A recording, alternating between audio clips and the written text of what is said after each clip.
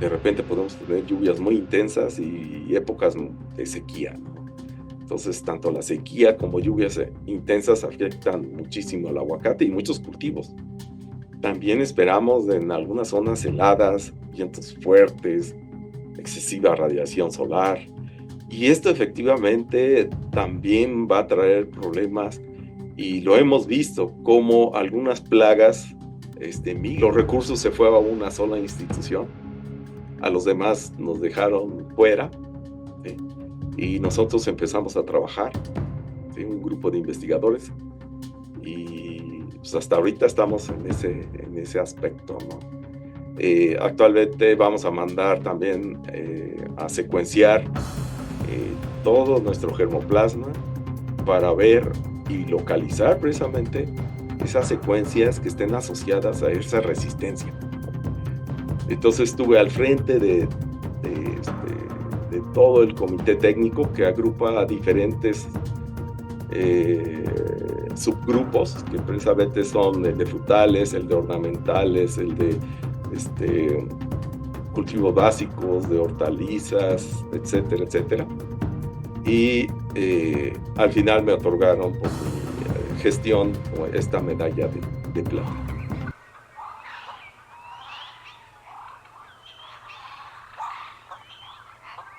Bienvenidos a El Campo 360, el espacio donde conectamos el conocimiento con la ciencia. Aquí exploramos los temas del campo que todos están comentando, pero pocos se atreven a cuestionar. Hoy hablaré de un fruto que todos aman, porque también carga una sombra ambiental, el aguacate.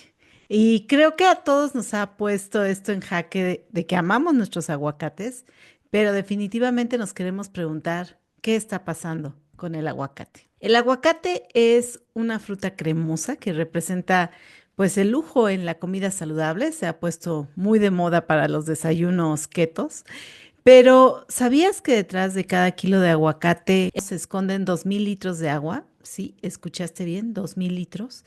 Esto es algo que me gustaría precisamente empezar a indagar, si realmente estas estadísticas son certeras o no.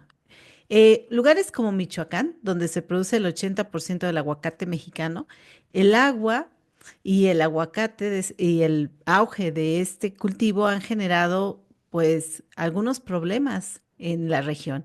Y eso es lo que me gustaría indagar, si realmente estamos hablando de notas amarillistas o si esto está pasando allá con el aguacate. La tala de bosques es otra cosa que también se le ha querido, pues, digamos, colgar al aguacate, ¿no? Como uno de los problemas donde, pues, se han querido quitar los bosques precisamente afectando ecosistemas para poner, pues, más, digamos, plantaciones con la explotación de aguacate. Y además a eso, pues sumarle el uso de pesticidas y pues la duda que tenemos es si realmente esto está pasando, si realmente esto pone en peligro a las comunidades locales, si este es un problema pues del productor o es el mercado o es el Super Bowl a quien le debemos de cargar la culpa de que tengamos pues una demanda interesante de aguacate con nuestros vecinos del norte. Entonces, pues tenemos cada vez más consumo de aguacate, no solo a nivel nacional, sino a nivel internacional. Y los pequeños agricultores estarán bajo presión de querer producir más, de querer producir yéndose por estrategias que a lo mejor no sean muy sustentables y producir, no sé si bajando precios a cualquier costo. Es realmente un tema interesante porque nos preguntamos, ¿cómo podemos entonces balancear el amor que le tenemos al aguacate por esta necesidad de proteger el planeta, por tener bosques y pues también por permitirle a los productores tener un ingreso que les permita vivir de sus cultivos, ¿no? Entonces, el tema de hoy es investigar esto a fondo con ayuda de nuestro invitado. Y para eso tengo el honor de contar conmigo con el doctor, bueno, No sé si le gusta que le digan más Alejandro Facundo, que me encanta ese nombre que le dieron, el doctor Alejandro Facundo Barrientos Priego, que es académico de la Universidad Autónoma Chapingo. Y además de eso, pues es un experto en el cultivo de aguacate desde el punto de vista técnico de injertos, pero también después de tantos años de andar en el aguacate, yo creo que sí nos puede hablar de las preguntas que nos hemos hecho. Y lo primero que te preguntaría, doctor Barrientos, ¿estás listo para enfrentar las preguntas de hablar del aguacate el día de hoy? Claro que sí, Katia, mucho gusto de estar aquí, muchas gracias por la invitación y estamos listos. Muy bien. La primera pregunta es, ¿cómo pasamos de un cultivo tradicional a este fenómeno global conocido como el oro verde? ¿Qué cambió en los últimos 20 años? Bueno, el aguacate tiene antecedentes desde antes de la conquista. Ha sido un fruto apreciado en el pasado por los indígenas. Hay muchas evidencias arqueológicas, pero también en los códices está plasmado el uso del aguacate. De hecho, es muy interesante que en el códice mendocino ya se menciona las tres razas de aguacate existentes, ¿no? Las describen de alguna forma y pues es un cultivo ancestral. Eh, a principios del siglo pasado, al descubrir un tipo de aguacate en Atlisco que se llama Fuerte, por ahí en la casa de Alejandro Albeblanc, en Atlisco, Puebla, de ahí surge precisamente ese boom, vamos a decirlo, de la producción de aguacate, principalmente en California, Estados Unidos. Ahí empieza el cultivo de manera comercial, digamos, y después se va extendiendo a diferentes países. En México se empieza a incrementar.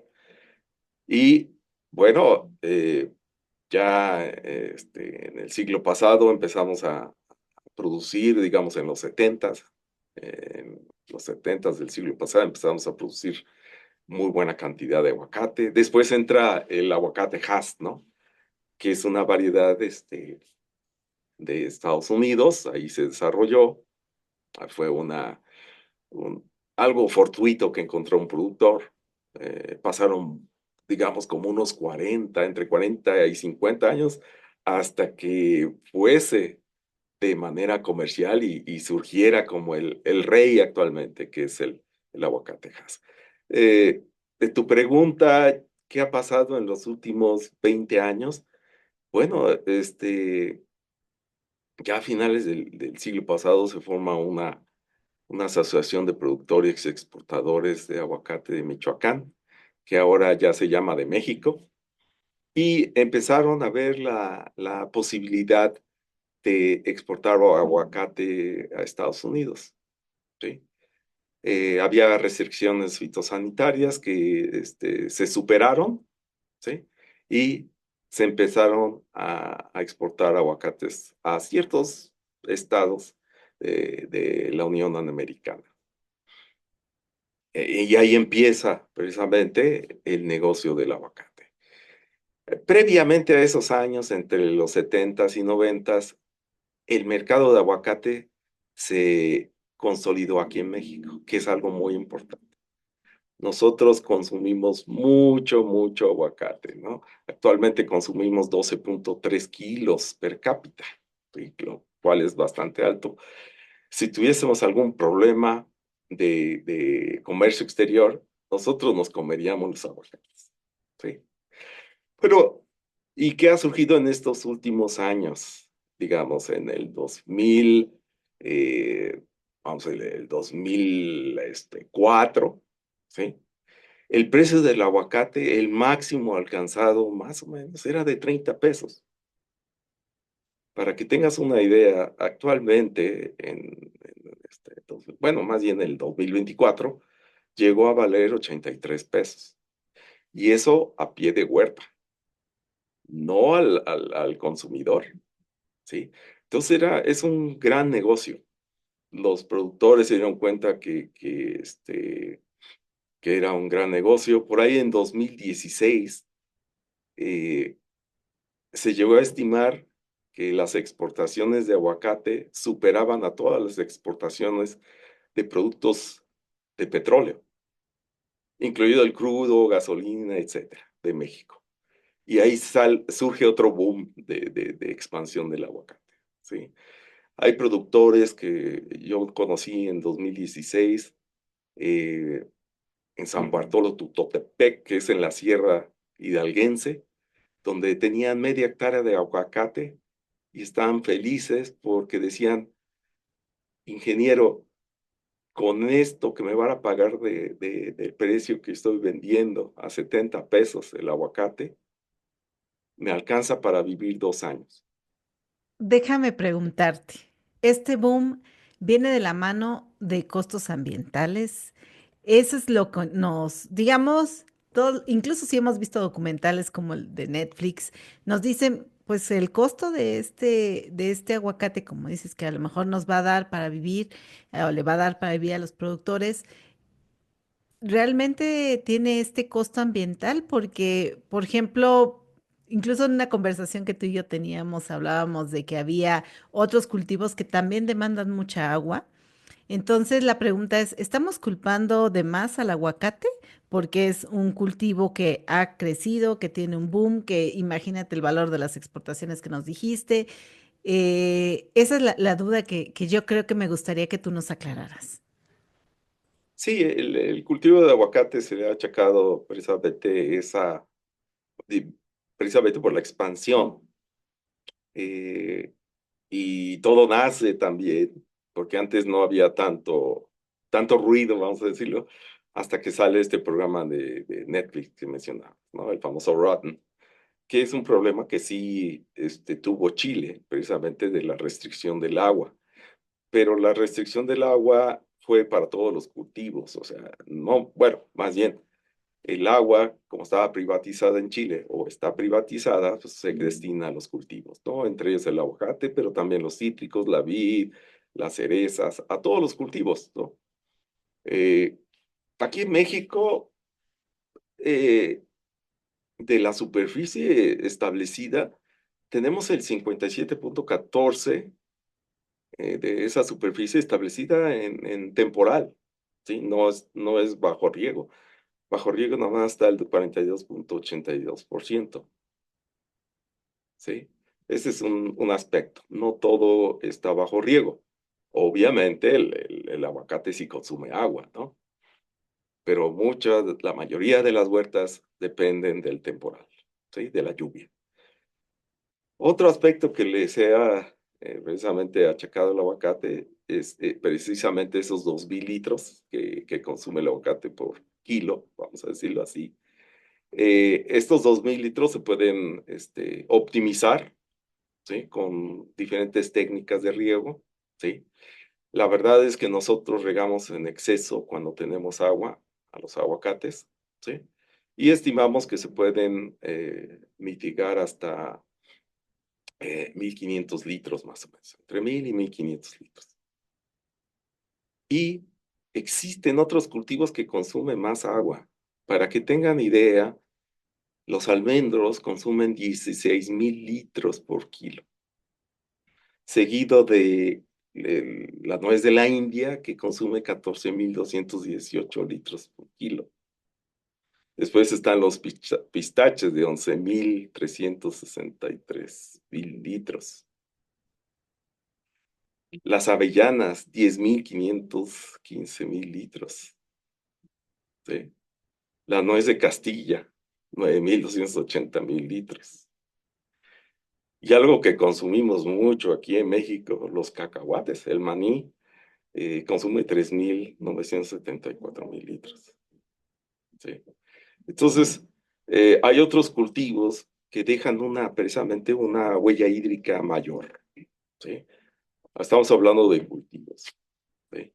Pero también, digamos, el arroz, los olivos, la producción de cerdo, de, de, este, de gallitas, de carne, dejan mucho más huella hídrica, ¿sí?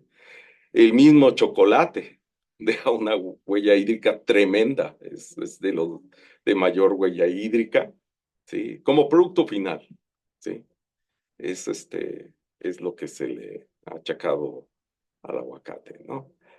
También quiero mencionar lo que mencionabas de la deforestación, ¿sí?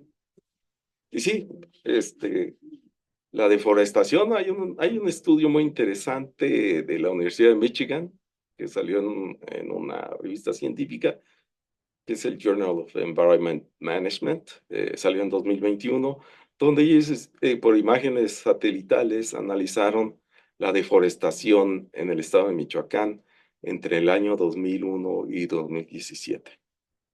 ¿Sí? Y para que te des idea de ese 100% de deforestación que ellos estimaron, solamente el 20% fue destinado a plantaciones de aguacate. ¿Sí? No el 100% de la deforestación. Al aguacate se le achaca que cortan bosque y es aguacate. Eso es una mentira. ¿Sí? Pero sí reconocemos que un 20% de ahí está deforestado. Y es que Michoacán, a diferencia del Estado de México, no tiene una ley que pare la deforestación. En el Estado de México sí hay una ley y está penado. ¿Sí? Hemos visto siempre los operativos en el Estado de México para detener la tala clandestina, ¿no? Aquí está. Sin embargo, Estados Unidos ya ha puesto la llaga en la herida y el embajador de Ken Salazar, que ya salió, tuvo una reunión con el gobernador de Michoacán, eh, Alfredo López, digo, Ramírez Bedoya, precisamente para ver esta situación de la deforestación, porque Estados Unidos está muy, más bien los consumidores prácticamente están muy preocupados por la deforestación y lo que se ha hablado del aguacate, ¿no? Eh, y ya se está haciendo actualmente un seguimiento vía satelital para impedir que siga la deforestación y que se destine a plantaciones ilícitas de aguacate, ¿no? Sí. Eh, en, en 1923 se detectaron 817 huertas de este tipo, huertas ilegales de aguacate, y varias de ellas fueron eliminadas, y a los productores se les exigió que establecieran plantaciones. ¿Sí? Eh, Otra de las acciones que están haciendo precisamente la Asociación de Productores y Empacadores de México, en este caso APAM de Michoacán, es de que en 2011 establecieron un programa de reforestación, ¿sí? Y actualmente llevan más de 3 millones de árboles establecidos. Igualmente, la Asociación de Productores de Jalisco estableció un programa muy similar. ¿Sí?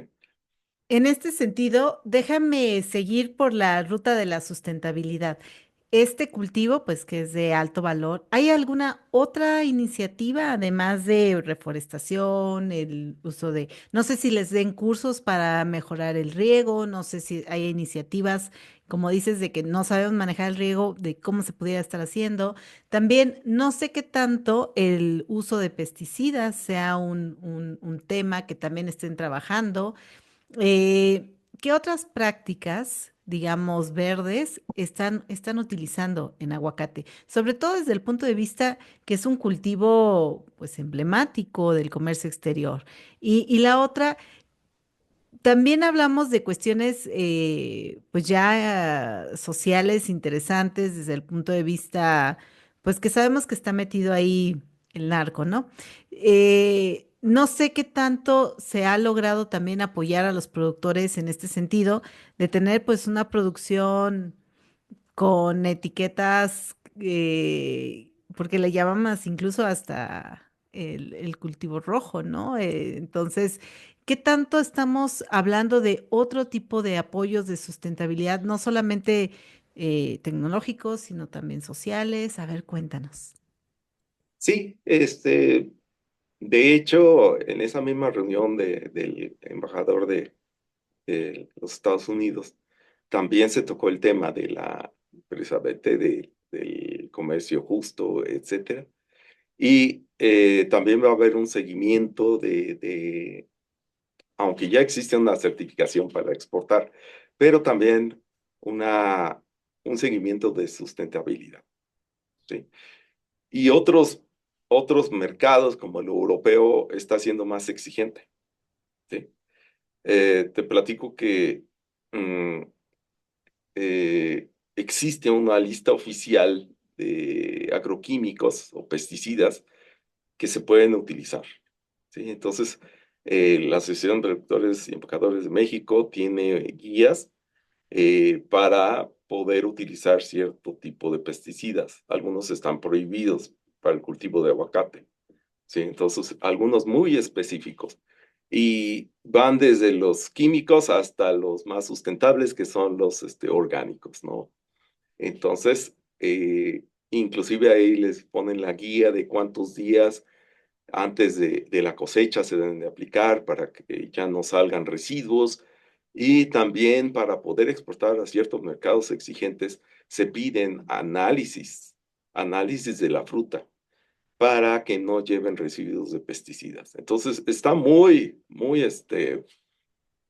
vigilado este aspecto, y cada vez más se va a exigir eh, nuevos límites, ¿sí? Se van a poner más exigentes, sobre todo el mercado europeo y el japonés.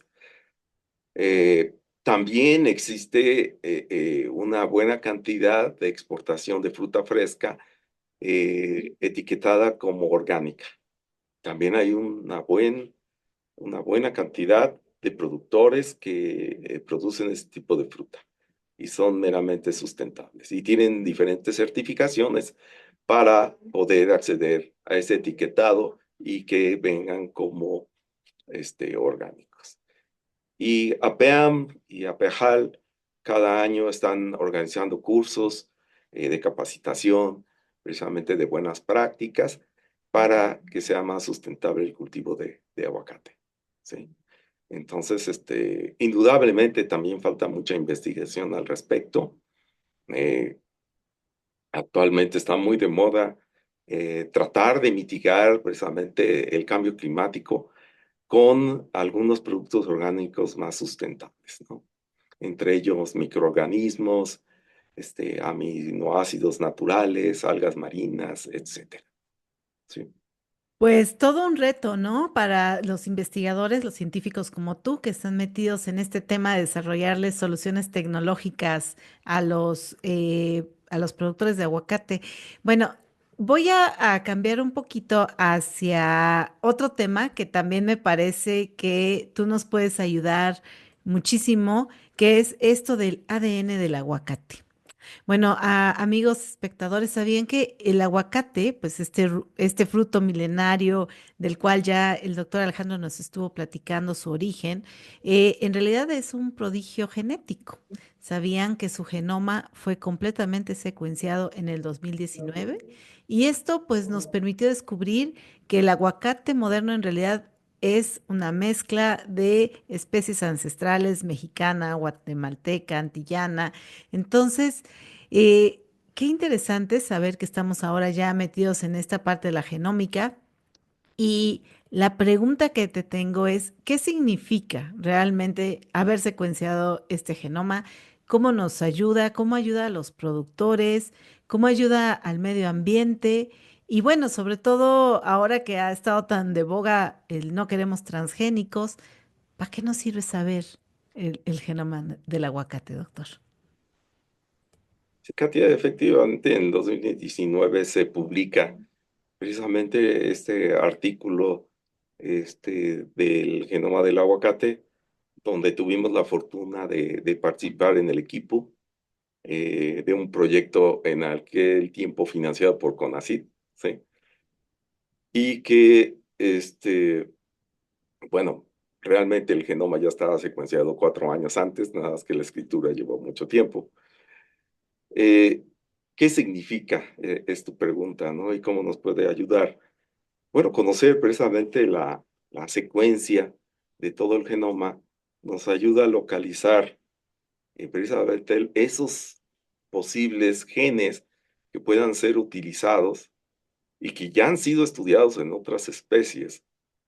Y muchas veces sabemos que los genomas es una base, ¿sí? Es una base general y tiene particularidades, ¿sí?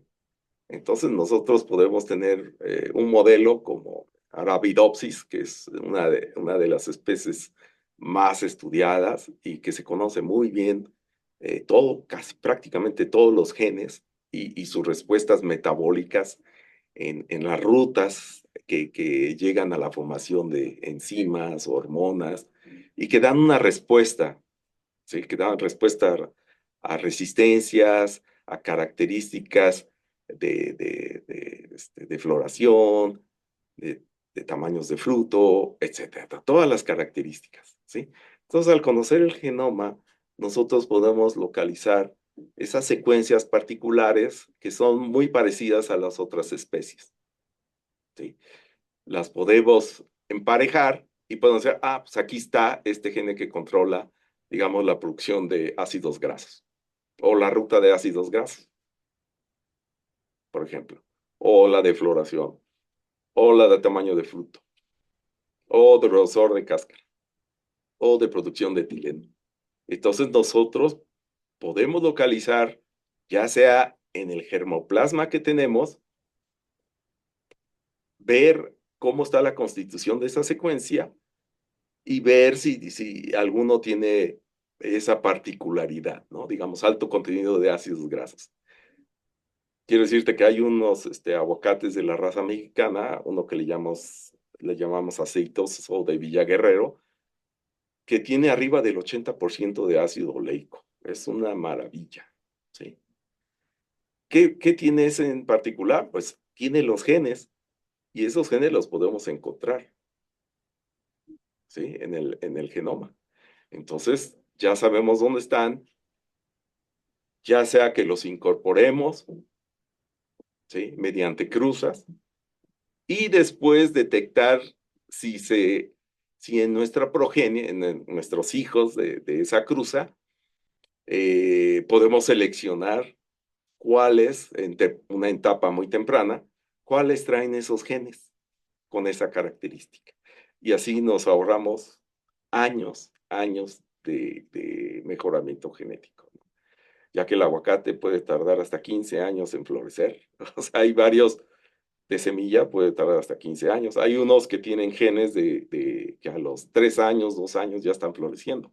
También eso los podemos detectar con las secuencias, ¿sí?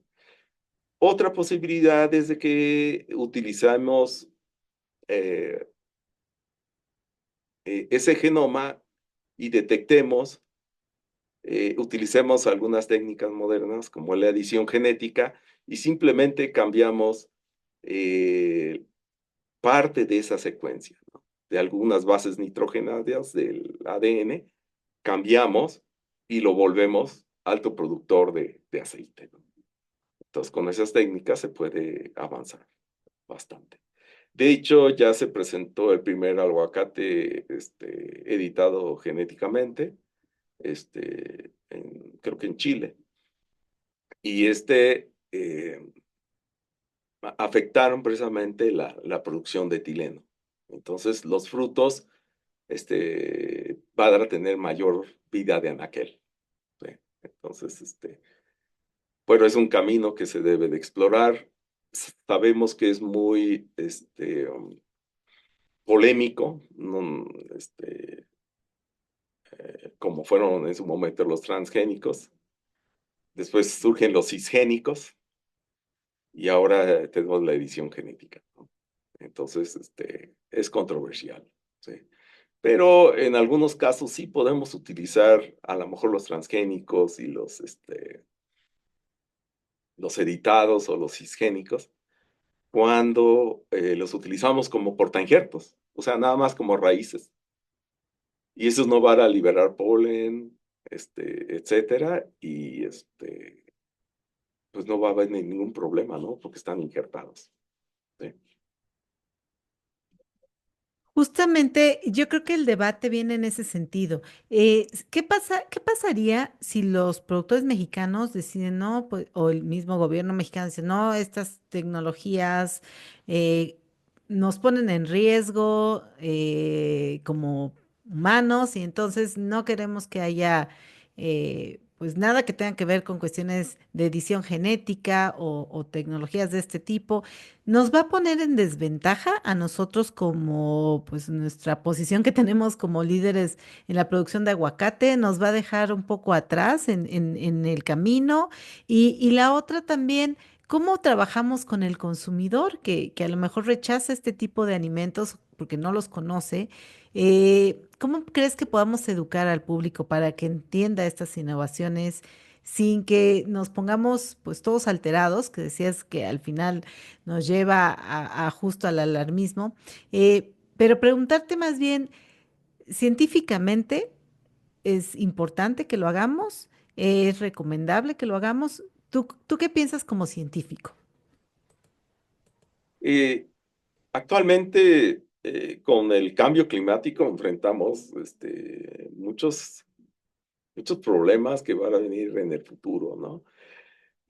Vamos a enfrentar, como ya el año pasado, algo de aumento de temperaturas. Tuvimos calor extremo, ¿sí? Lo que afectó al aguacate indudablemente. Eso nos trajo escasez de agua, sequías, etcétera. Pero también pueden existir cambios en los patrones de lluvia, ¿no? De repente podemos tener lluvias muy intensas y épocas de sequía, ¿no? Entonces, tanto la sequía como lluvias intensas afectan muchísimo al aguacate y muchos cultivos. También esperamos en algunas zonas heladas, vientos fuertes, excesiva radiación solar. Y esto efectivamente también va a traer problemas y lo hemos visto como algunas plagas migran, ¿sí? Enfermedades y plagas que no teníamos antes están apareciendo, ¿sí? ¿Qué otros problemas existen? También la reducción de polinizadores, de agentes polinizantes, las abejas, las meliponas, todos aquellos insectos, las avispas también tienen una labor de polinización en el aguacate, vienen a afectar, ¿sí? Y esto nos va a traer consecuencias en la producción, ¿sí? Vamos a tener que enfrentar ese cambio climático. Entonces, indudablemente una herramienta rápida sería la edición genética, indudablemente. Sin embargo, eh, todavía no está establecido si es un organismo genéticamente modificado, aunque por nombre sí es modificado, ¿no? Pero hacer mejora genética también si estamos haciendo una cruza, estamos también generando un organismo genéticamente modificado, ¿no? Como tal. Nada más que la modificación lo estamos haciendo rápidamente y con mejora genética podemos tardar décadas y décadas en producir un nuevo aguacate, ¿no? En otros cultivos es más sencillo, ¿sí? Sin embargo, eh, el mejoramiento genético tradicional, sí se puede avanzar, ¿sí? De una forma más lenta, nos va a llevar décadas, pero sí se puede.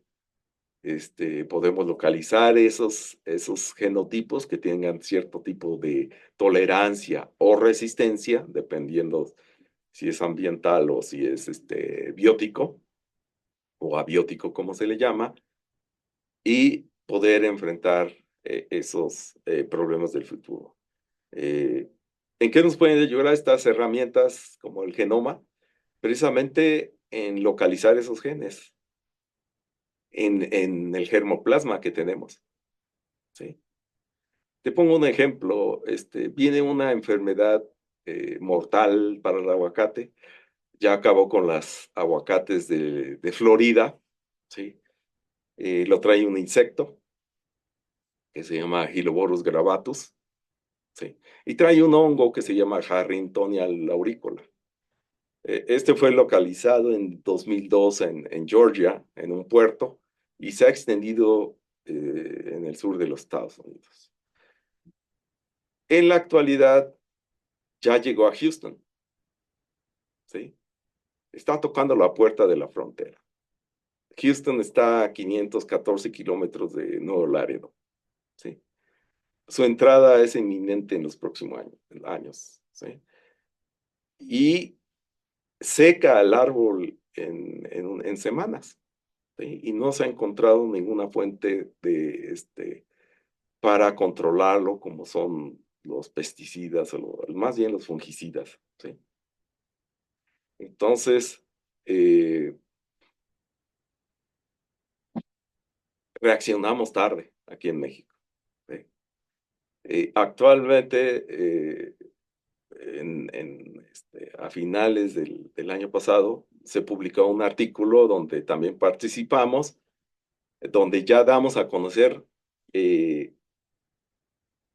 tolerancia o resistencia de germoplasma mexicano a esta enfermedad. Entonces, hay esperanza todavía, ¿no? Que podamos utilizar esos genes e incorporarlos, digamos, a Haas, ¿sí? O a algo parecido a Haas, ¿no? Pero esto nos va a tardar décadas, ¿sí? Mientras el hongo puede ir avanzando y puede acabar con la industria aguacatera de México, ¿sí? ¿Cómo podemos salvarla? A lo mejor con edición genética, más rápido, ¿sí? Así de drástico es el problema. Muchos no lo conocen, ¿sí? Pero está ahí latente, ¿sí? No sé, yo critico mucho que no se llevó a cabo los trabajos adecuados. Los recursos se fue a una sola institución, a los demás nos dejaron fuera, ¿sí? Y nosotros empezamos a trabajar, ¿sí? Un grupo de investigadores, y pues hasta ahorita estamos en ese aspecto, ¿no? Actualmente vamos a mandar también a secuenciar todo nuestro germoplasma para ver y localizar precisamente esas secuencias que estén asociadas a esa resistencia y así poder avanzar en la mejora genética. Pues muy loable lo que están haciendo. Y antes de empezar a ir cerrando nuestro capítulo de hoy, te quería hacer una pregunta cambiando un poco el tema. Tú ganaste con tu equipo de trabajo, imagino, esta medalla de bronce de la Unión Internacional para la Protección de Obtenciones Vegetales, la UPOV. Cuéntanos de qué se trata y por qué ganaron esta medalla. Bueno, esta medalla en sí fueron 3 medallas. Fueron 2 de bronce y una de plata. Nomás me faltó la del oro. Ah, Eh, Desde el siglo pasado, nosotros nos involucramos con el Servicio Nacional de Inspección y Certificación de Semillas, y empezamos a trabajar sobre lo que se llama derechos de obtentor. Los derechos de obtentor es precisamente, se le otorga un título de exclusividad a los mejoradores, ya sea o a una institución que hace mejoramiento genético, pero también a personas que son aficionadas a hacer mejoramiento genético. Hay muchos aficionados en el aspecto de las ornamentales, ¿no? Hay muchas variedades ornamentales que fueron obtenidas por aficionados, ¿no? Y se les da un tiempo, depende de la especie, para que puedan en exclusividad explotar la variedad, o sea, sacar beneficio, tal cual, ¿no? ¿Y por qué sacar beneficio? Porque pues le costó mucho trabajo obtener una variedad, ¿no? Por ejemplo, en aguacate puede tardar 15 años en obtener una variedad, ¿no? Sí. Entonces, como una forma de incentivo para que él siga trabajando, que tenga algunos ingresos por la explotación, unas regalías. Las regalías pueden ser del 5% del valor de la venta de la planta. Pueden llegar a 10%, 15%, depende de la especie y del contrato que haga uno, pero es mínimo, ¿sí? Entonces, él recibe una compensación y el productor puede explotarla, pero ese productor puede tener una, un ingreso más alto porque está explotando una nueva variedad exclusiva, ¿no? Y tener beneficios todavía más, ¿sí? Entonces de eso se trata esta organización internacional que agrupa a muchos países. México forma parte de él y yo por varios años fui representante de México ante UPOP, sobre todo en el grupo de frutales, ¿sí? Eso me llevó a viajar bastante a reuniones internacionales y también realizamos varias directrices, fueron como unas 15 directrices para describir las variedades, ¿no? Tenemos la de aguacate, la de jatrofa, la de vainilla, la de papaya, de pitahaya, etcétera, etcétera, etcétera, ¿no? Y yo fui el líder que realizó esas directrices. Y por ser coordinador del grupo de frutales a nivel internacional o presidente del grupo de frutales, al final me otorgaron una medalla de bronce. También fui de pruebas especiales y moleculares, bioquímicas y moleculares. También me dieron una medalla por eso. Y por mi experiencia y los años que estuve, subí de categoría, me nombraron presidente del Comité Técnico de UPO a nivel internacional. Entonces estuve al frente de todo el comité técnico que agrupa a diferentes subgrupos, que precisamente son el de frutales, el de ornamentales, el de cultivos básicos, de hortalizas, etcétera, etcétera. Y al final me otorgaron por mi gestión esta medalla de plata. Pues muchas felicidades y qué honor y qué orgullo para la universidad y para los mexicanos, ¿no? Y sobre todo, pues imagínate, hoy vimos, queridos podescuchas, que el futuro del aguacate no solo está en nuestras manos, sino está en las manos de alguien como el doctor Alejandro, que es un expertazo y que también está en los laboratorios, en la innovación tecnológica, porque también en otra de las charlas que tuvimos previo al podcast, él me platicaba de otra manera de polinizar que no fuera solamente dependiendo de las abejas, precisamente por el problema que tenemos. Platícanos antes de irnos de esa manera de hacer polinización utilizando innovaciones tecnológicas. Sí, actualmente, como decía, uno de los problemas del cambio climático son la pérdida de agentes polinizantes, que en el caso de aguacate, como el aguacate se aglomera y prácticamente no viaja por el viento como otras especies, tiene que ser transportada por insectos, ¿sí? Y llevarlo a la flor, al estigma. Y todavía el aguacate tiene otro problema. La apertura de la fase femenina y la de la fase masculina no coinciden. Uno es en la mañana y otro a la tarde, pero del siguiente día. Esto se complica todavía más en el caso de aguacate. Es un mecanismo que el aguacate tiene para no autofecundarse, ¿sí? Es algo de evolución, ¿no? Sin embargo, esto afecta a los productores. Entonces, un consorcio israelí creó una técnica de electrostática donde se cosecha con algunos paneles el polen con electrostática. Se cosecha el polen cuando está la apertura floral en el haz, que es en la tarde.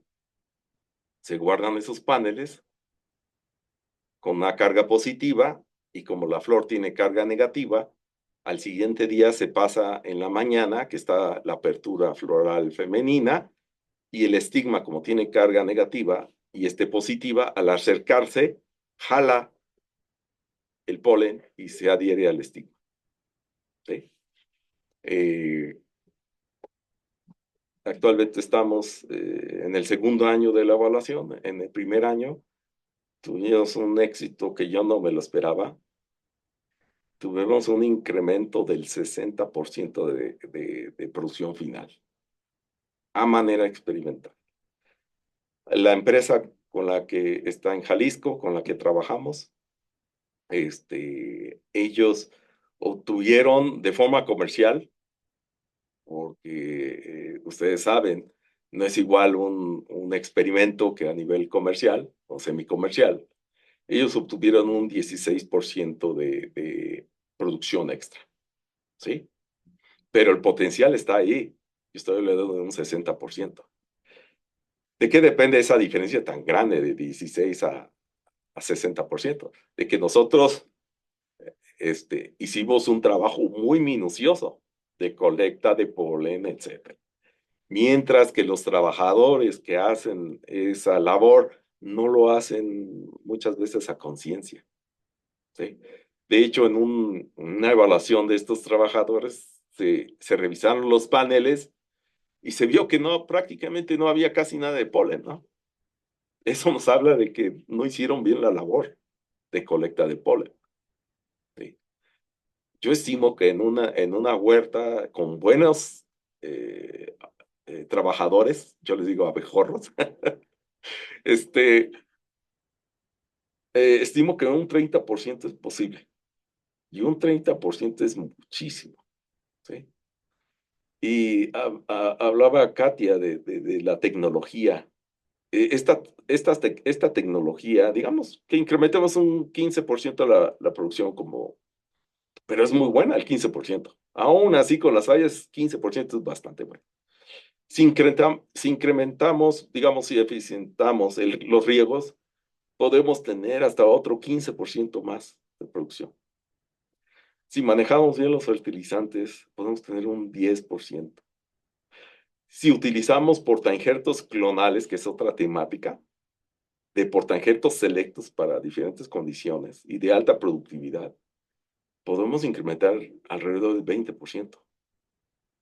¿Sí? Entonces, si le vamos sumando eso, ¿sí? Usando las técnicas modernas que existen en el cultivo de aguacate, ¿sí? Podemos llegar 25 toneladas sin ningún problema. Hay productores que obtienen 25 toneladas aquí en México porque utilizan diferentes técnicas, ¿sí? El promedio nacional, bueno, el de Michoacán es 10.8 toneladas por hectárea. ¿Cómo podemos también mitigar la deforestación? Incrementando la productividad por unidad de las huertas ya establecidas, ¿sí? Simple y sencillamente incrementar, ¿sí? No necesitamos más, pero se tiene que adoptar la tecnología, ¿sí? Y si eso se hace en los otros cultivos como maíz, con que le aumentemos 2 toneladas, con que apliquemos bien los sistemas de riego, los fertilizantes, el manejo, salimos del hoyo en muchos aspectos de la alimentación aquí en México. Pero bueno, México es México, ¿no? Creo que los productores deben de adoptar la tecnología. No quiero decir que no todos lo adoptan, muchos sí lo están adoptando, ¿no? Y justamente este espacio es para hablar de la innovación tecnológica, de la ciencia, lo que está haciendo para ayudarnos y pues que está en manos de todos nosotros los profesionistas que vamos al sector, pero también de los productores, escucharte y saber que pues al final estas innovaciones están aquí, están para ayudarles, para hacerlos más productivos y sobre todo con más responsabilidad y más sustentabilidad, ¿no? O sea, manejando mejor el recurso hídrico, como tú dices, el uso de plaguicidas. Invariablemente, habernos abierto a las exportaciones, pues yo creo que ayuda a los productores a tener mejores prácticas que a veces no conocemos, ¿no? Entonces, Ciertamente el entrar en estos escenarios internacionales nos ayuda. Quería agradecerte, doctor Alejandro Barrientos Priego, por haber estado con nosotros, por haber abierto esta ventana hacia el futuro del aguacate, donde espero que estemos capacitando mejor a los jornaleros, a las personas que están en campo, para cómo realmente, porque a veces piensan que la tecnología es lo que nos sirve, cuando es un mal manejo. Este claro ejemplo que nos diste de los abejorros que no están usando bien el aparato o no están haciendo bien la chamba, decimos, pues la tecnología nos sirve, ¿no? Pero no, es un problema humano de cómo manejamos la tecnología. Entonces, ha sido un honor estar aquí contigo, primero por todo lo que has logrado, por tu carrera académica que es admirable.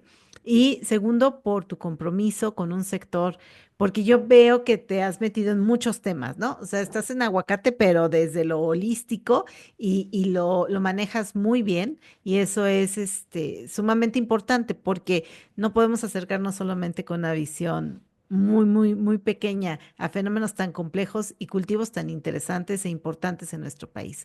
Pero antes de despedirnos, ¿qué mensaje final te gustaría darle a nuestro público, a los agricultores, científicos o consumidores que nos escuchan con respecto al aguacate? Bueno, como mencionábamos anteriormente, pues que hay que acoger precisamente a la tecnología generada y que está disponible, ¿sí? Alguna se va generando poco a poco, pero hay que adoptarla, ¿sí? Y eso va a traer beneficios a todos, ¿sí? Inclusive a ambientales, ¿sí? Si podemos producir más por unidad de superficie, eso ya es una ganancia, ¿no?